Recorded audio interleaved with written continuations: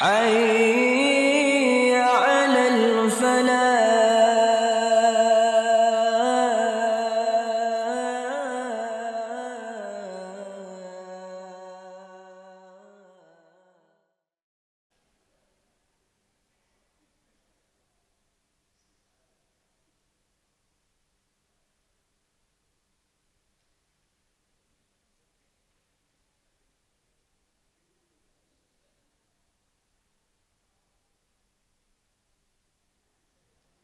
Bismillahirrahmanirrahim. Raditu billahi robba wa bil islam madina wa bi muhammadin nabiyya wa rasula. Allahumma zinna ilman nafi'a wa rizqan halalan thayyiba wa amalan maqbula wa shifaa min kulli da'. Asyhadu an la ilaha illallah wahdahu la syarikalah wa asyhadu anna muhammadan abduhu wa rasuluhu la nabiyya ba'dah. Allahumma sholli ala Muhammad wa ala washabihi ajmain, amma ba'du. Alhamdulillah Bapak Ibu jamaah yang dimuliakan Allah, yang sama-sama mengharapkan ridho dan maghfirah Allah. Alhamdulillah kita masih diberikan kekuatan, kesehatan dan keistiqomahan untuk thalabul ilmi. Insyaallah pada kesempatan ini tanpa terasa, walaupun kita selang-seling, alhamdulillah sudah ke hadis ke pertengahan ya, hadis ke-20, yaitu tentang malu atau hakikat malu, insyaallah.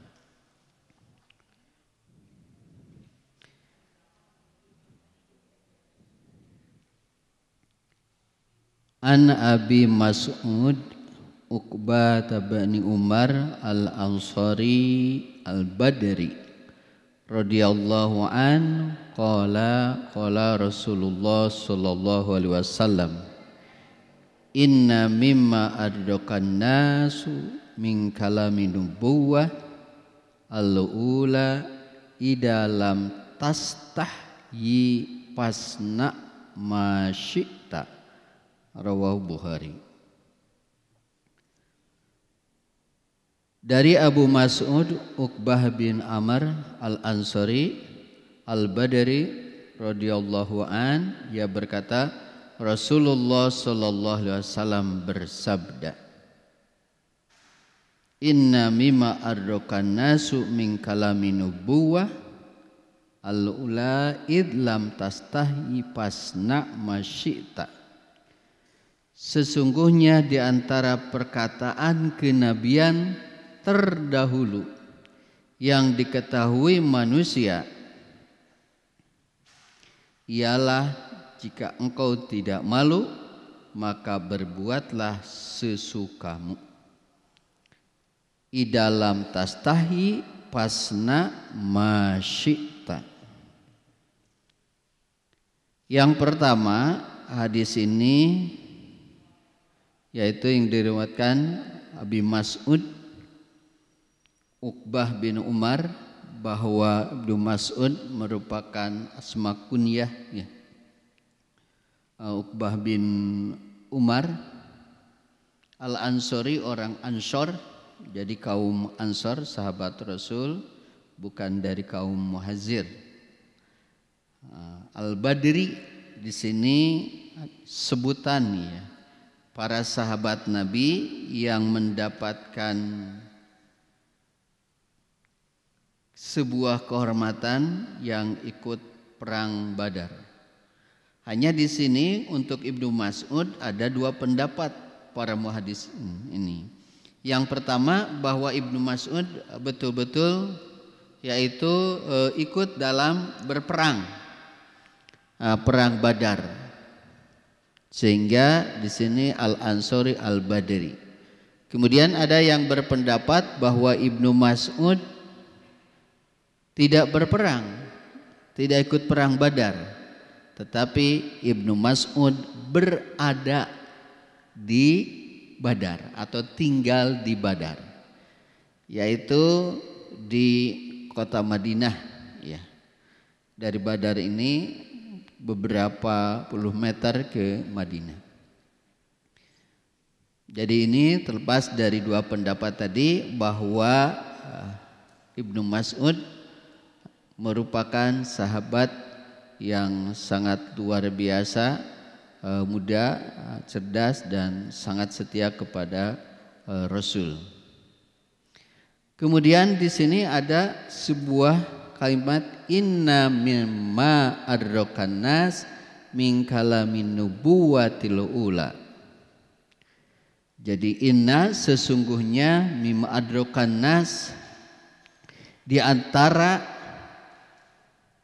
perkataan yang diketahui manusia min kalamin nubuwatil ula, dari kalam atau dari ucapan yang terdahulu. Jadi ini merupakan sebuah gambaran bahwa tidak benar apa yang disampaikan oleh Nabi yang terakhir itu menghapus semua syariat-syariat Nabi sebelumnya. Jadi jelas di dalam hadis ini pun, apalagi yang menyangkut akhlak yang sifat yang universal, maka itu sesuatu yang disyariatkan kembali, yang diteruskan. Jadi tidak benar dihapus, dihilangkan, tidak. Melainkan justru disempurnakan. Yang ada terus yang sesuai yaitu diteruskan. Termasuk tentang malu ini. Idalam tastahi pasna masita. Jadi apabila tidak ada malu atau rasa malu, pasna, maka lakukanlah, berbuatlah masita sesukamu. Di sini para muhaddisin memaknai hadis ini ada 3. Yang pertama kan di sini yaitu idalam tastasyi pasna, apabila tidak mau pasna, lakukan. Maka mengandung makna yang pertama amrun bimakna wa'idun, yaitu perintah yang mengandung sebuah ancaman. Atau dengan istilah kita sokwe tapi awas. Sokwe pidamalnya Pak. Wios bahasa Sunda. Sokwe. Wios bahasa Sunda Pak Haji Jaya eta langsung singkil. Bila aya nu ngeritik kumaha di masjid. Rame nyebutnya. Tapi masalah inti mah pada sanes eta nya. Jadi apabila tidak ada rasa malu, pasna, lakukan. Jadi merupakan perintah, tetapi mengandung peringatan atau ancaman. Sok we lakukan, tapi awas. Ibu-ibu ke supermarket kumaha Bu? Aya nu ngalarang teu lebat? Henteu, sok we canakan ku ibu. Ya, kan tapi mengandung makna konsekuensi. Bahkan dianjurkan, sok Bu silakan masuk, silakan ambil. Nah, ibu-ibu teh tuh sagad dilebetkeun. Pas dibuka, nah ieu kirang Pak, ngagorowan Bapak. Jadi diambil. Tetapi konsekuensinya yang harus kepada yang melakukan tadi. Ya kita harus membayar. Jadi ini mengandung mana sebuah konsekuensi. Perintah tapi mengandung makna wa'id, yaitu ancaman. Kita juga atau ibu-ibu, bapak-bapak ke anak-anaknya, sok we mangga, sok we. Atau si bapak ke ibu, Pak nyungkeun Pak, mangga tah, sok we. Tapi di pertengahan tos teu aya nya sok we tanggung ku ibu bade kumaha. Jadi istilah perintah itu memang di kita juga ada. Begitupun bukan hanya di hadis, di ayat surat Fussilat ayat 42 yaitu lam masitum. Jadi lakukanlah masitum sesukamu. Tapi mengandung memakna di akhirnya bima ta'malun, maka kamu akan diminta terhadap apa-apa yang kamu lakukan. Itu. Jadi amrun bimakna wa'idun. Yang kedua yaitu amrun bimakna khobar. Perintah tapi mengandung maknanya merupakan sebuah khobar, informasi, merupakan pemberitahuan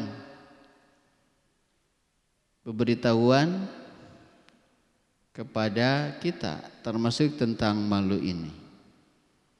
Jadi apabila tadi kita dianjurkan, diperintahkan di sini, yaitu di dalam tastasi pasna bima syi'ta, merupakan sebuah khobar ya. Jadi pemberitahuan. Di dalam ayat maupun hadis juga banyak kepada kita pemberitahuan.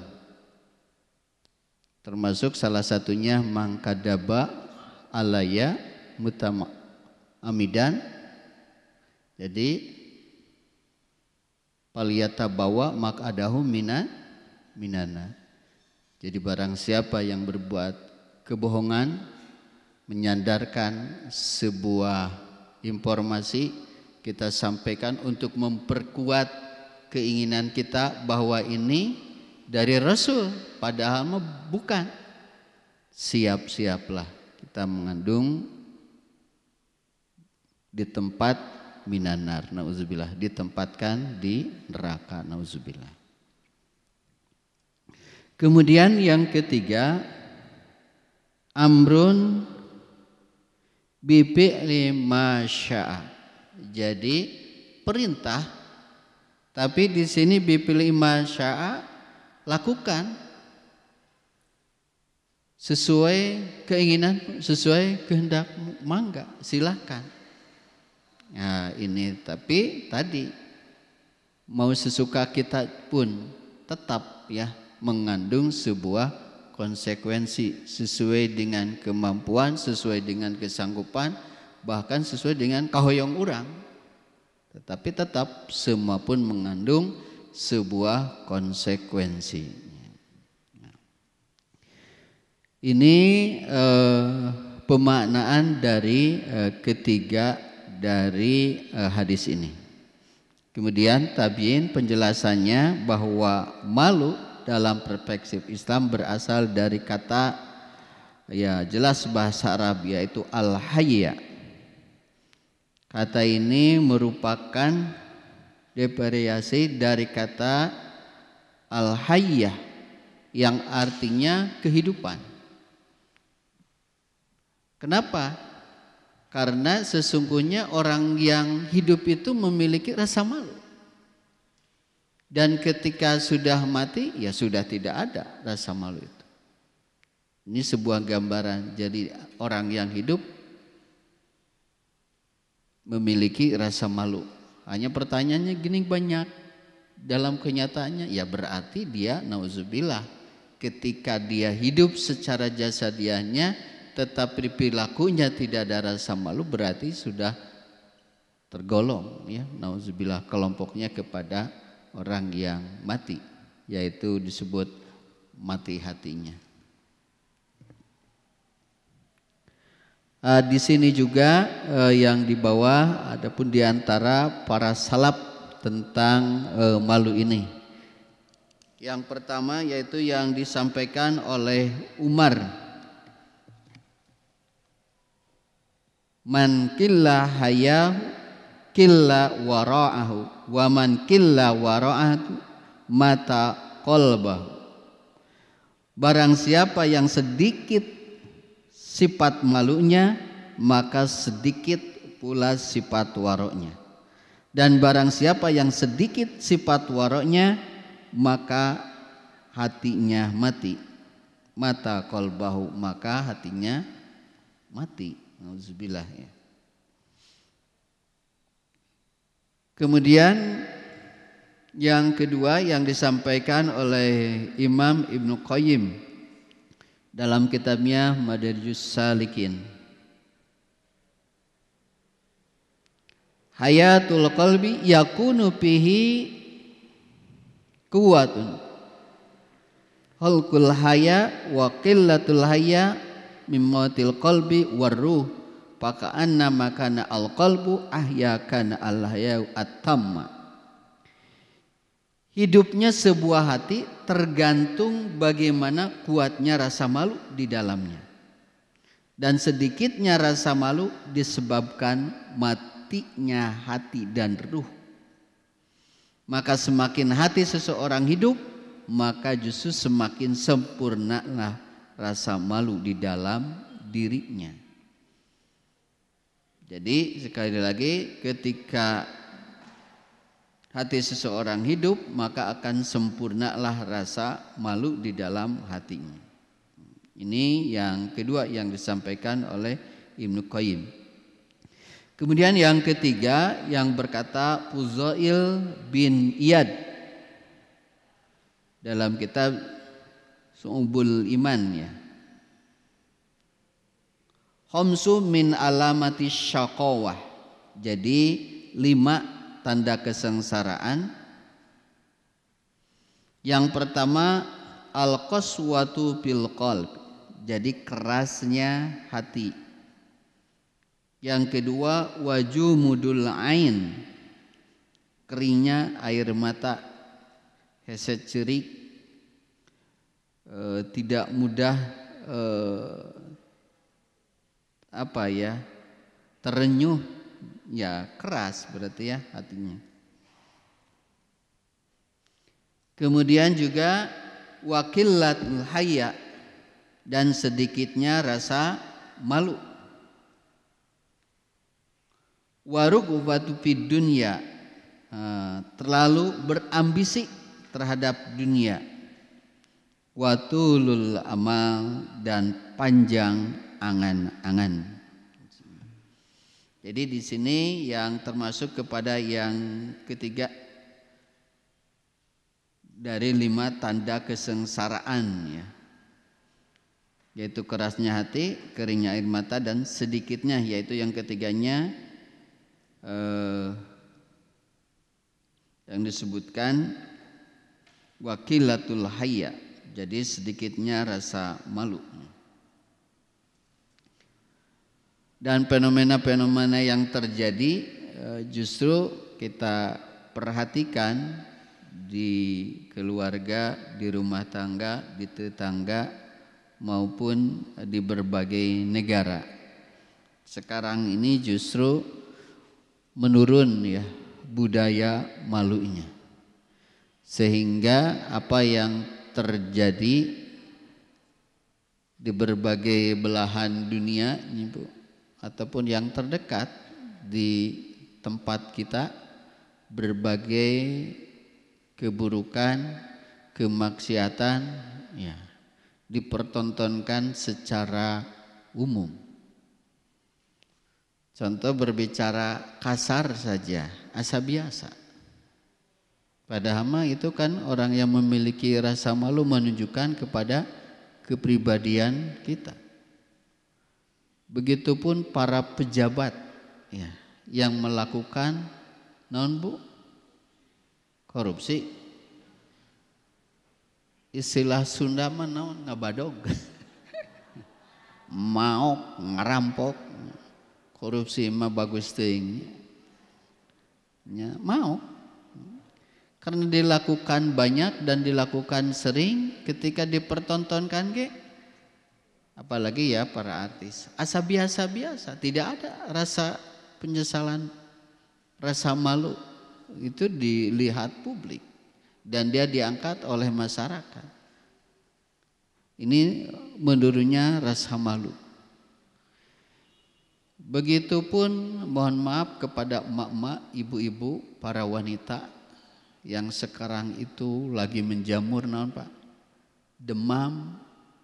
Naon Bu, demam naon ibu-ibu? Anu kikituan teh naon Pak? TikTok? Wah gitu, ibu-ibu tararangnya gini. Paji jaya terang. Api-api paji ente terang. Padahal gitu Bu. Dan yang TikTokan itu bukan anak-anak kecil. Banyak juga emak-emak, bukan di atas emak-emak naon, nenek-nenek, nin-nin, aduh, getak-getak gua keo. Nah, Ustadz terang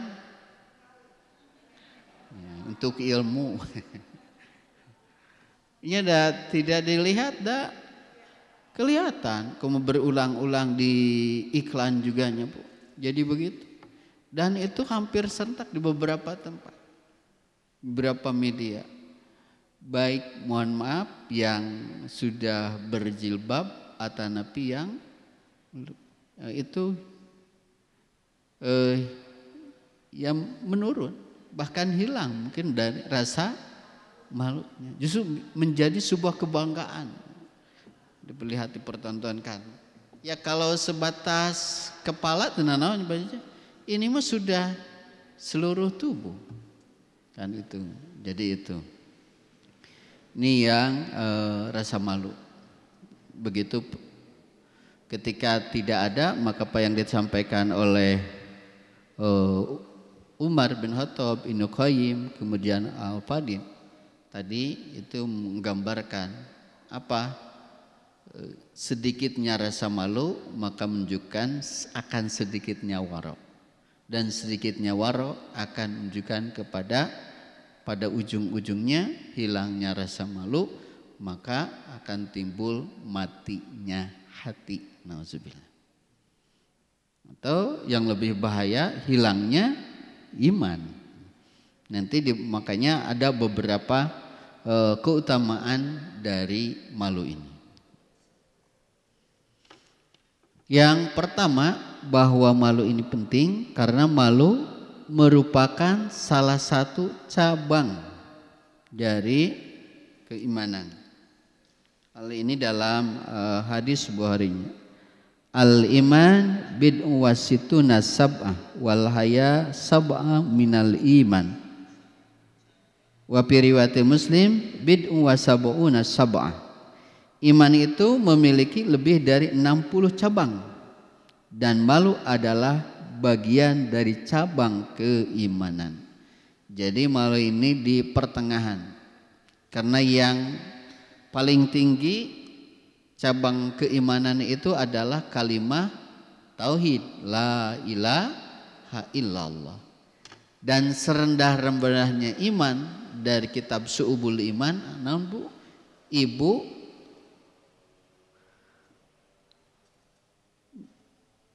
bahasa Sunda nyingkirkeun namun Bu cucuk duri di jalan. Nah, itu serendah-rendahnya. Dan di antara pertengahan itu adalah al-haya'u su'bul iman atau minal iman. Itu yang pertama. Kemudian yang kedua, bahwa malu merupakan sebuah hal yang mendatangkan kebaikan. Al-haya'u la ya'ti illa bi khair. Sifat malu itu tidak mendatangkan kecuali kebaikan. Ini yang harus senantiasa kita jaga, kita pelihara rasa malu ini.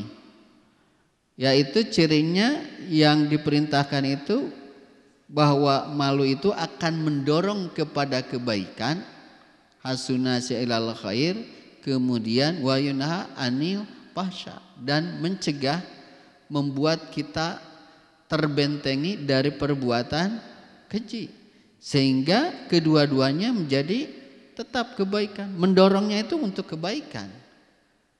Contoh seperti bapak-bapak, ibu-ibu, harus semangat walaupun sudah tua. Saya akan terus semangat talabul ilmu. Saya tidak akan kalah untuk tartib atau tartil di dalam baca Al-Quran. Begitu, itu sebuah dorongan kepada kebaikan, mendorong terus. Jangan sampai kalah sama yang muda, bahwa kita masih bisa berjamaah bahkan tiap waktu. Bahkan ada betul-betul orang tua itu lebih rajin daripada anak muda. Atau sebaliknya, anak muda juga harus malu. Kenapa orang tua walaupun sudah tergopoh-gopoh bisa tetap berjamaah ke masjid, kenapa saya tidak? Itu mendorongkan rasa malu itu kepada kebaikan. La yuta illa bi khair. Sebaliknya akan mencegah, menahan, membentengi dia dari perbuatan keji maupun mungkar. Contoh, ya saya malu ketika berbuat bohong. Karena berbohong itu ya itu jelas itu adalah sebuah dosa. Apalagi saya yang rajin ke pengajian, apalagi saya sebagai guru ngaji, apalagi saya yang ngajar, gurunya ngaji. Terus ditanamkan sehingga menahan, mencegah dari perbuatan dosa, dari perbuatan keji maupun mungkar, bukan sebaliknya. Nah, ini yang dimaknai bahwa al-haya la yu'ta illa bi khair. Kemudian yang ketiga, bahwa malu adalah akhlak para malaikat. Rasulullah bersabda, apakah tidak pantas merasa malu terhadap seorang padahal malaikat merasa malu terhadapnya. Kemudian yang keempat, malu merupakan salah satu sifat Allah. Nah, ini dalam hadis Abu Daud nomor 4014. Innallaha azza wa jalla hayyina sitra yuhibbul hayya wa sitra. Fa idza tasala ahadukum falyastahi. Sesungguhnya Allah itu maha malu dan maha menutupi. Allah cinta kepada sifat malu dan tertutup. Maka jika salah seorang di antara kalian itu mandi, maka hendaklah menutupi diri. Idza tasala ahadukum falyastat. Ini yang keempat. Kemudian yang kelima, bahwa malu dapat menghantarkan seseorang menuju surga. Al-haya'u minal iman wal imanu fil jannah wal bad'u minal jafai wal jafa'u finnar. Sifat malu adalah bagian dari iman, sedangkan iman itu tempatnya di surga. Sebaliknya perkataan yang keji itu berasal dari watak dan perang yang keras, sedangkan kekerasan tempatnya di neraka. Hadis At-Tirmizi. Jadi betapa luar biasa bahwa malu menghantarkan seseorang menuju surga. Dan sebaliknya orang yang tidak memiliki rasa malu ataupun orang yang keras hatinya itu tempatnya di neraka. Yang keenam, malu senantiasa, ini bersama dengan iman ya. Ini sabda Rasulullah SAW dalam hadis Al-Hakim ya. Rasulullah bersabda, malu dan iman senantiasa jami'an, yaitu bersama. Apabila salah satunya dicabut, maka hilanglah yang lainnya. Jadi apabila rasa malunya tidak ada, maka hilang imannya. Nauzubillah. Tadi juga beberapa tokoh, beberapa politikus yang dilihat oleh keluarga, masyarakat, bahkan warga rakyatnya, tapi tadi tidak ada rasa budaya malu. Sudah ketahuan jahatnya, ketahuan bohongnya, tapi dia karena memiliki materi ya, dan pengadilan bisa dibeli, akhirnya menutupi, tetapi dengan dibayar. Kalau di dunia ya bisa selamat, tapi ingat mahkamah Rabbaniyah kelak kepada siapapun yang melakukan demikian tidak akan bisa selamat. Ini yang harus menjadi pelajaran kepada siapa. Di dunia bisa disembunyikan, di dunia masih bisa dibayar, bisa dibeli. Ketika berbuat dolim, ketika berbuat kemaksiatan, ketika berbuat tapi ingat pengadilan Allah tidak bisa.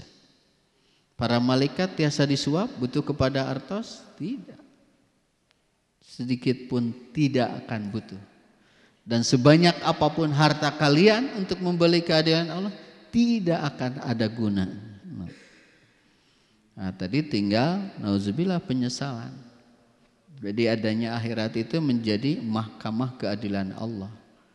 Makanya tidak boleh putus asa ketika kita berbuat baik, berbuat benar, berbuat adil, walaupun masih terdolimi di dunia, pasti akan menemukan keadilan Allah kelak di yaumil kiamah. Jadi mahkamah Rabbaniyah, mahkamah keadilan. Di dunia mah tinggal ibu-ibu ngageremet, ibu kita didolimi dijahatan. Sampai ke pengadilan pun banyak ya, yang kita ngadu ke Istiqomah, ke MMI, Majelis Muzakarah, ada terdolimi, ada dari dalam kasus keluarga, ada yang terdolimi dalam kasus harta waris, tapi dia tidak mampu untuk membayar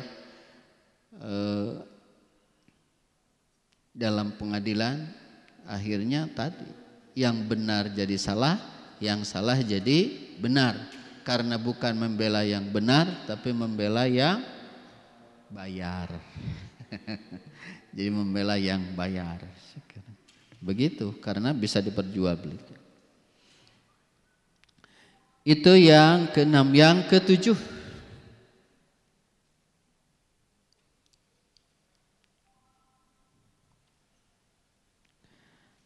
malu merupakan warisan para nabi terdahulu. Dari Abu Mas'ud berkata Rasulullah SAW pernah bersabda, sesungguhnya di antara kalimat kenabian yang pertama yang sampai ke tengah manusia adalah jika engkau tidak malu, berbuatlah sekehendakmu. Ini kembali kepada hadis yang tadi. Kemudian yang kedelapan, malu juga merupakan sifat Rasulullah SAW. Inna likulli din khulafa wa in khulaqal Islam al hayya. Sesungguhnya setiap agama itu memiliki akhlak, dan akhlak Islam itu adalah sifat malu. Nah, ini sangat luar biasa, dan ini juga sifat malu ini menunjukkan karakter keislaman, sifat Rasul. Jadi ketika tidak ada rasa malu tadi, tidak mengikuti jejak-jejak atau sunnah-sunnah yang dilakukan oleh Rasul. Betapa ngiri sekali ya Bu, ada yang melakukan yang viral berbagai kejahatan dipertontonkan dalam media, tapi dia tidak menyesal sedikit pun. Bahkan berkata, tidak apa-apa. Saya justru menikmati. Jadi itu Bu, tidak menyesal, justru menikmati. Padahal apa yang dilakukan itu merupakan perbuatan dosa besar. Tadi rasa malunya merupakan karakter keislaman, sifat para nabi, bagian daripada iman, itu hampir hilang. Kemudian yang ke-9, ini yang digambarkan juga bahwa dengan malu dapat menghindarkan manusia dari dosa. Sifat malu dapat mencegah manusia melakukan maksiat dan perbuatan yang mengakibatkan dosa. Karena ketika seseorang masih memiliki rasa malu, artinya ia masih memiliki iman. Jadi malu dalam Islam merupakan sifat yang baik. Sebagai muslim harus menjaga sifat malu agar terus tertanam dalam diri. Makanya di sini juga para muhadisin, mufasirin mengelompokkan malu itu kepada dua, tidak empat. Yang pertama malu at-tabi'i. Jadi malu yang sudah merupakan karakter, sifat bawaan yang itu fitrah. Hampir semua orang memiliki. Mohon maaf, diantaranya itu gambaran salah satu apa yang terjadi kepada Adam dan Hawa ketika memakan buah kuldi, maka tersikaplah auratnya, terbuka. Apa yang dilakukan? Maka segera untuk menutupi. Ini merupakan sebuah tabiat. Begitupun kita, ya, ketika orang kita terbuka, itu sudah menjadi tabiat, baik ikhwan maupun akhwat, laki-laki perempuan, muslim ataupun non muslim. Jadi karena itu sudah menjadi watak, tabiat.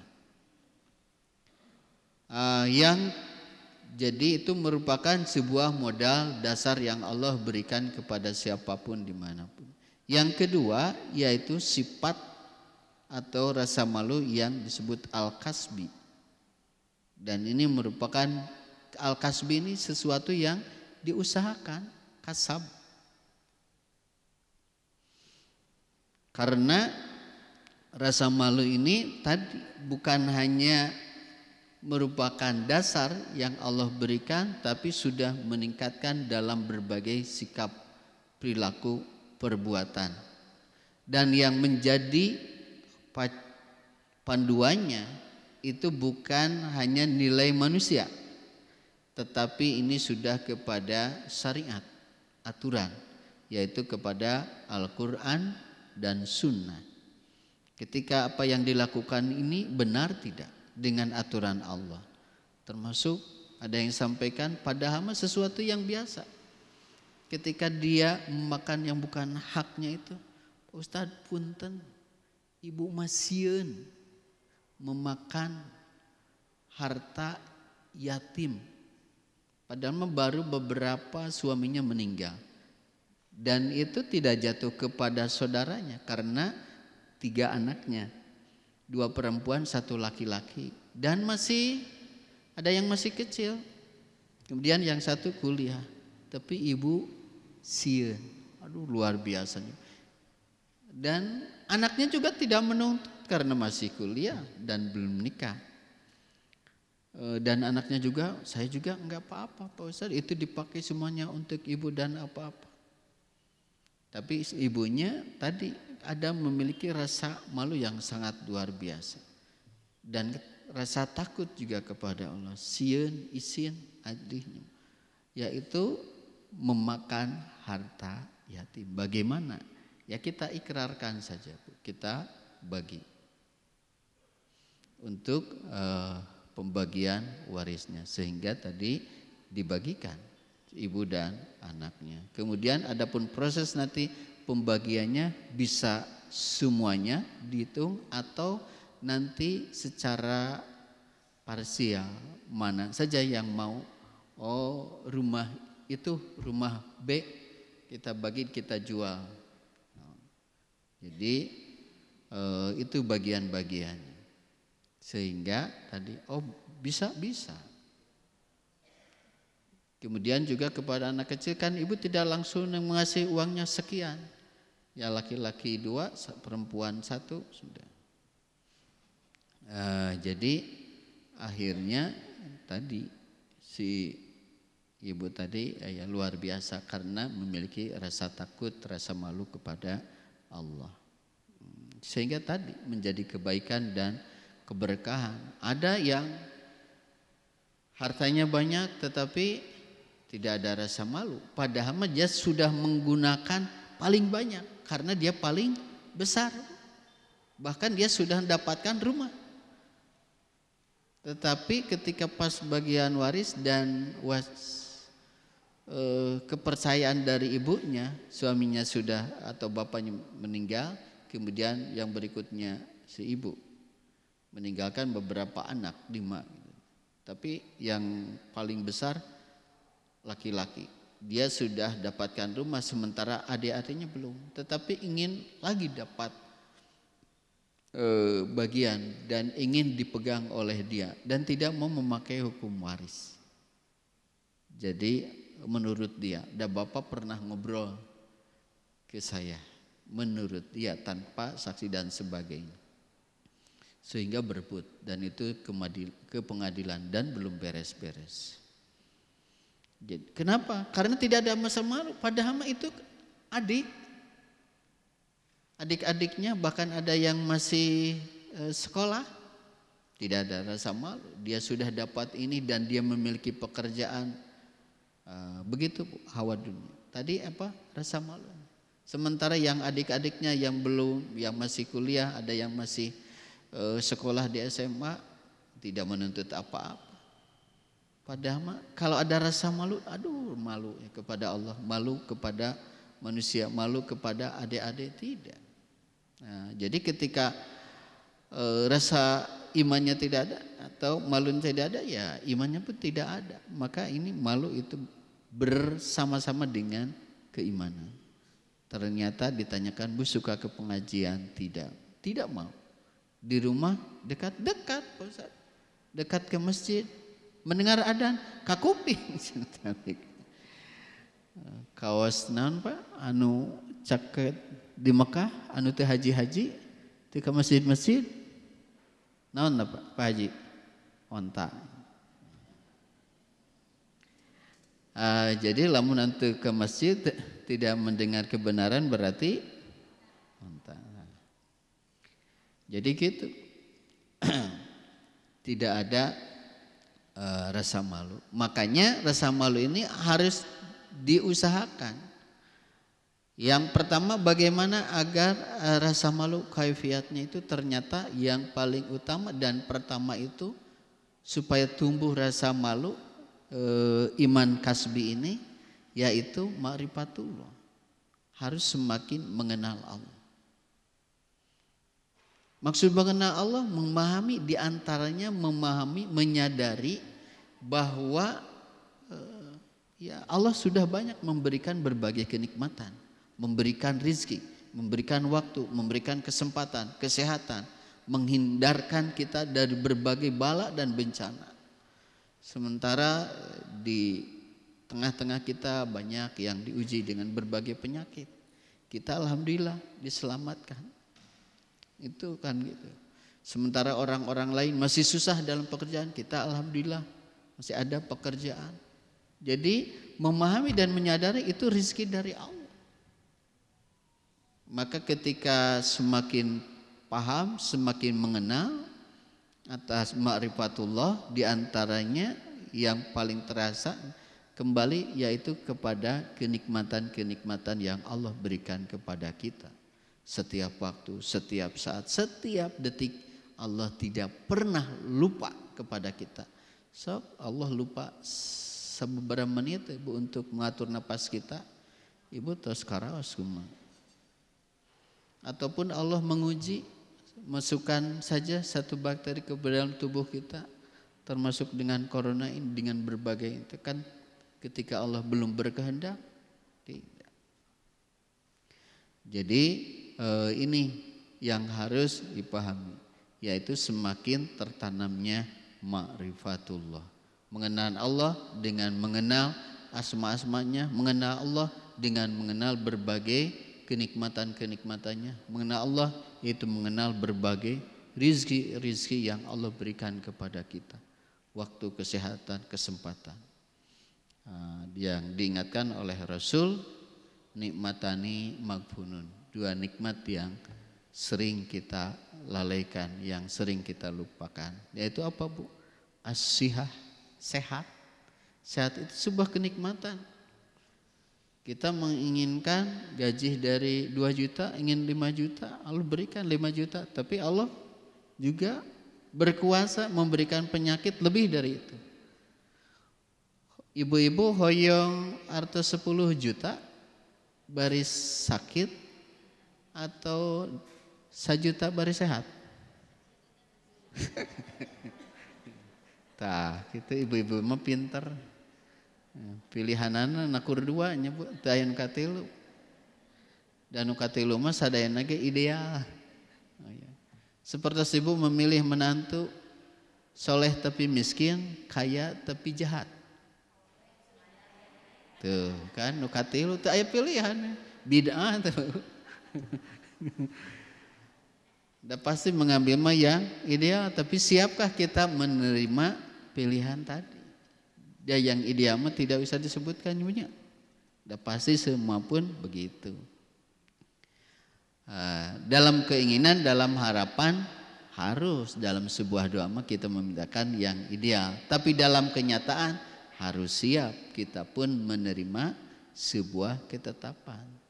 Karena salah satu keimanan kita dan ciri keimanan kita adalah wanardo anil qada. Ya, jadi harus menerima berbagai ketetapan Allah. Apa yang disampaikan Rasul kan? Kaifa asbahtum? Rasul bertanya kepada Huzaifah, bagaimana kabar kamu sekalian? Sahabatnya paham apa yang ditanyakan Rasul teh sanes kumaha hungkul, tetapi tentang kondisi keimanan. Maka sahabat menjawab termasuk Huzaifah, amantu billah. Saya masih beriman ya Rasulullah kepada Allah wa rasulih dan rasulnya. Wa ma malatuhum. Apa buktinya kamu beriman? Jadi kata Huzaifah, naskuru birriho. Saya bersyukur atas berbagai kenikmatan yang Allah berikan. Sodakta, betul. Terus apa lagi? Wa nasbiru anil bala. Dan saya pun bersabar atas berbagai ujian, atas berbagai musibah, atas berbagai bencana yang Allah berikan. Bersabar. Terus apa lagi? Kata Rasul, maka yang ketiganya wa nardo anil qada. Saya pun ridho atas berbagai ketetapan yang Allah tetapkan kepada kita bi khairihi wa syarrihi.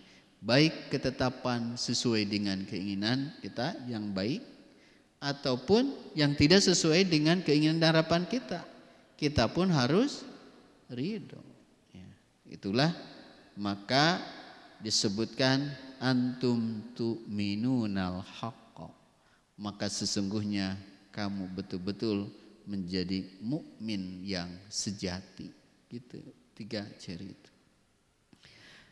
Itu saja Bapak Ibu yang dimuliakan Allah apa yang saya sampaikan. Mudah-mudahan ada hikmah dan manfaatnya. Ada yang ditanyakan? Milih. Ya. Mudah-mudahan kita sekali lagi bisa menanamkan rasa malu yang sebagian daripada iman ini senantiasa mendorong kepada kita untuk berbuat baik dan mencegah membentengi kita dari berbuat keburukan dan kemaksiatan. Hanya kepada Allah kita memohon, hanya kepada Allah kita berlindung.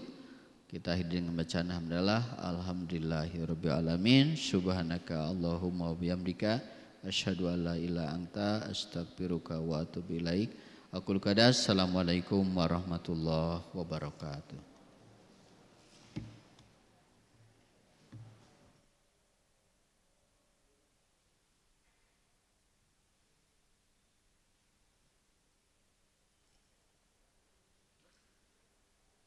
حي على الفلاح